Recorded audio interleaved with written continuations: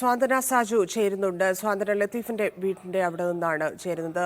സ്വാന്തന, മൃതദേഹങ്ങൾ അങ്ങോട്ട് എത്തിച്ചിട്ടുണ്ടോ? എപ്പോഴാണ് സംസ്കാരം? ധന്യ, ഞാനിപ്പോൾ നിൽക്കുന്നത് എസ് എൽ പുരത്തുള്ള ലത്തീഫിന്റെ വീട്ടിലാണ്. ഇവിടെ തന്നെയാണ് ഇന്നലെ ഏതാണ്ട് ഈ സമയത്ത് ഈ കൊലപാതകം നടന്നത്. 3 മണിക്കും 4 മണിക്കും ഇടയിൽ ഈ കൊലപാതകം നടന്നിട്ടുണ്ടാകാം എന്നാണ് പോലീസിന്റെ പ്രാഥമിക നിഗമനം. ഇപ്പോൾ ഇന്നലെ മുതൽക്ക് തന്നെ ചേതനയറ്റ ശരീരവുമായി അവരിവിടെ ഉണ്ടായിരുന്നു. ഇന്നിപ്പോൾ എല്ലാ നടപടിക്രമങ്ങളും പൂർത്തിയാക്കിയ ശേഷം, പോസ്റ്റ്മോർട്ടം നടപടികളടക്കം പൂർത്തിയാക്കിയ ശേഷം അവരുടെ മൃതദേഹം ഒരിക്കൽ കൂടി ഈ വീട്ടിലേക്ക് കൊണ്ടുവരികയാണ്. ലത്തീഫ് കഴിഞ്ഞ 25 വർഷം മുമ്പ് ആശിച്ച് മോഹിച്ച് വാങ്ങിയ പുരയിടമാണ്. ആ പുരയിടത്തിലാണ് അവർ ഈ വീട് വെച്ചത്. അദ്ദേഹത്തിന്റെ എല്ലാ സമ്പാദ്യങ്ങളും കൊണ്ട് വെച്ച ഒരു വീടാണ്. അദ്ദേഹം ഭാര്യയും 2 പെൺമക്കളുമായി സന്തോഷത്തോടെ ഒരുപാട് കാലം ജീവിച്ച ഒരു വീടാണ്. ആ വീട്ടിലാണ് ഇന്നലെ കേരളം ഇതുവരെയും കണ്ടിട്ടില്ലാത്ത അത്രയും ക്രൂരമായ 2 കൊലപാതകങ്ങൾ നടന്നത്. ആ കൊലപാതകത്തിന് എല്ലാവരും സാക്ഷിയാകേണ്ടി വന്നത്. അപ്പോൾ അത്തരത്തിൽ ഒരു അരിങ്കൊല ചെയ്യപ്പെട്ട 2 പേരുടെ മൃതദേഹം അവസാനമായ വീട്ടിലേക്ക് ഒരു വട്ടം കൂടി കൊണ്ടുവരാൻ വേണ്ടി എല്ലാവരും ചേർന്ന് ഒരുങ്ങുകയാണ്. കുറച്ച് സമയം മാത്രമേ ഇവിടെ പൊതുദർശനം ഉണ്ടാകുകയുള്ളൂ എന്ന് ഇപ്പോൾ ഇവരുടെ ബന്ധുക്കളൊക്കെ തന്നെയും അറിയിച്ചിട്ടുണ്ട്. ഈ പുറത്താണ്, ഇതാണ് വീട്. ഈ വീടിനുള്ളിലേക്ക് കയറാൻ കഴിയില്ല ധന്യ, കാരണം ഇത് ക്രൈം സീൻ അവിടെയാണ്, അതിനകത്താണ് നടന്നിരിക്കുന്നത്. ക്രൈം നടന്നിരിക്കുന്നത് അതിനുള്ളിലാണ്.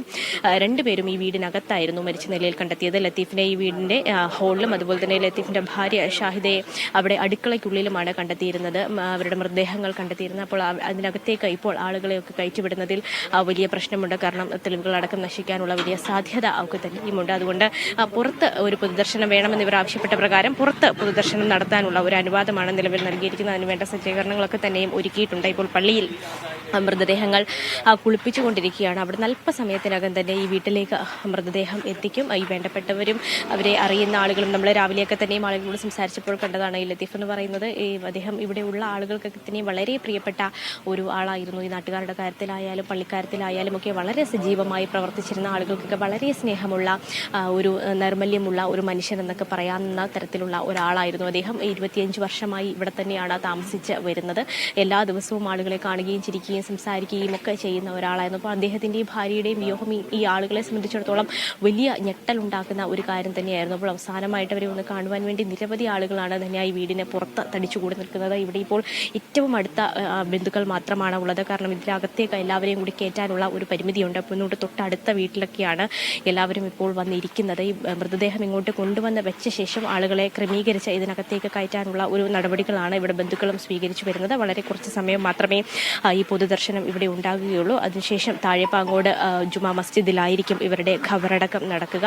കാരണം ഈ പാങ്ങോടാണ് ഇവരുടെ സ്വദേശം എന്ന് പറയുന്നത്. പാങ്ങോട് നേരത്തെ ഈ സൽമാ ബീവി താമസിച്ചിരുന്ന അവരുടെ കുടുംബ വീടൊക്കെ തന്നെയും പാങ്ങോടാണ് ഉള്ളത്. അതുകൊണ്ടാണ് പാങ്ങോട് ജുമാ മസ്ജിദിൽ അവിടുത്തെ ഖബർസ്ഥാനത്ത് ഖബറടക്കം നടത്താം എന്ന തീരുമാനത്തിലേക്ക് എത്തിയിരിക്കുന്നത്. അവിടെ ലത്തീഫിന്റെയും അതുപോലെ തന്നെ ലത്തീഫിന്റെ ഭാര്യയുടെയും മാത്രമല്ല, ഇവരുടെ ലത്തീഫിന്റെ ഉമ്മയായ സൽമാ ബീവിയുടെയും അതുപോലെ തന്നെ ഈ പ്രതിയുടെ അനിയൻ അഫ്സാന്റെയും മൃതദേഹം അവിടെ തന്നെയാണ് സംസ്കരിക്കുന്നത്. അങ്ങനെ 4 മൃതദേഹങ്ങൾ, ഒരു കുടുംബത്തിലുള്ള 4 മൃതദേഹങ്ങൾ ഇന്ന് അവിടെ ഖബർസ്ഥാനിൽ ഖബറടക്കാൻ പോവുകയാണ്. വലിയ ദുഃഖം ഇവിടുത്തെ ആളുകളെ സംബന്ധിച്ചിടത്തോളം ഉണ്ട്. കാരണം ആരും പ്രതീക്ഷിച്ചിരുന്നതല്ല ഇങ്ങനെ ഒരു അരുംകൊല നടക്കുമെന്നുള്ളത്. എല്ലാവർക്കും അറിയുന്ന സുപരിചിതനായ ഒരു ചെറുപ്പക്കാരൻ, 23 വയസ്സുകാരൻ, അയാൾ ഇത്തരത്തിൽ ഒരു കൊല ചെയ്യും എന്ന് ആരും തന്നെ പ്രതീക്ഷിച്ചിരുന്നില്ല. ഇന്നലെ ഈ കൊല നടന്ന സമയത്ത്, ഈ വീട്ടിലെ കൊല നടന്ന സമയത്ത് പോലും തൊട്ടടുത്തുള്ള വീട്ടിലുള്ള ആളുകൾ പോലും അറിഞ്ഞിരുന്നില്ല ഇവിടെ ഇത്തരത്തിലൊരു അരും കൊല നടന്നത് എന്നുള്ളതാണ് തന്നെ ഇതിൽ ഏറ്റവും പ്രധാനപ്പെട്ട കാര്യം. കാരണം ഒരു നിലവിളി പോലും പുറത്ത് കേട്ടിരുന്നില്ല എന്ന് ഇവിടെയുള്ള ആളുകളൊക്കെ പറയുന്നുണ്ട്. പോലീസ് എത്തി ഒരു ടോർച്ച് തരുമോ, ആ വീട്ടിലൊന്ന് പരിശോധിക്കാനാണ് എന്ന് പറയുമ്പോഴാണ് ഇത്തരത്തിലൊരു സംഭവം ഇവിടെ നടന്നിട്ടുണ്ട് എന്നുള്ള